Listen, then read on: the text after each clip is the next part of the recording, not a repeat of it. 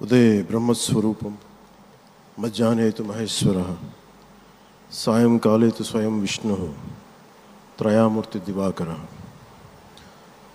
ముందుగా సూర్య భగవానునికి నమస్సుమాంజలి తెలియజేస్తూ యోగ విద్యను అందించిన ఆదియోగి పరమశివునికి, ఆ మహాయోగ విద్యని మనకి పతంజలి మహర్షి యోగశాస్త్ర రూపంలో అందించారు. వారిరువురి పాదపద్మములకు నమస్కారాలు. మన యోగ విశిష్టతను, గొప్పదనాన్ని ఋగ్వేదంలో ఉన్న మహానుభావులు తెలియజేస్తే దానిని ప్రపంచవ్యాపితం చేసిన దార్శనికులు మాత్రం గౌరవ ప్రధానమంత్రి శ్రీ నరేంద్ర మోదీ గారు. భారతీయ సనాతన ధర్మం తాలూకు విశిష్టతను యోగా ద్వారా విశ్వవ్యాపితం చేసిన ఘనత ఆయన సొంతం. యోగా సాధకులు ఎంతటి దృఢచిత్తాన్ని కలిగి ఉంటారు, ఒత్తిడి జయించి సంకల్ప సాధకులుగా ఎలా నిలబడతారన్న దానికి కూడా మన గౌరవ ప్రధాని శ్రీ మోదీజీ గారు నిలువెత్తు ఉదాహరణ. ప్రపంచ యోగా దినోత్సవం యావత్ భారతవానికి, భారతీయులకి దక్కిన గౌరవం. సరిగ్గా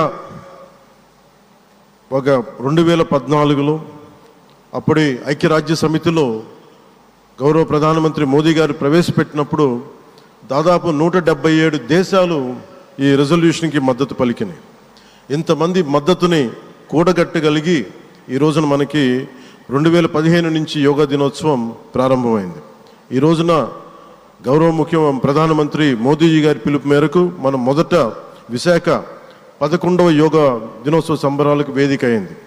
శ్రీ మోదీజీ గారి సమక్షంలో గౌరవ ముఖ్యమంత్రి వర్యులు శ్రీ చంద్రబాబు నాయుడు గారి కృషితో ప్రపంచ రికార్డుకు వేదికగా నిలిచింది. విశ్వనరులు మోదీజీ గారి పిలుపు మేరకు యోగా ఒక వన్ ఎర్త్ వన్ హెల్త్, ఈ ఆరోగ్యం థీమ్ని ఈ వేదిక నుంచి ప్రతి ఒక్కరూ ముందుకు తీసుకెళ్లాలని మనస్ఫూర్తిగా కోరుకుంటూ, ఇక్కడ ఆసీనులైన మీ అందరికీ, ఇక్కడికి వచ్చేసిన ప్రతి ఒక్కరికి కూడా పేరు పేరున నా హృదయపూర్వక వందనాలు, నమస్కారాలు.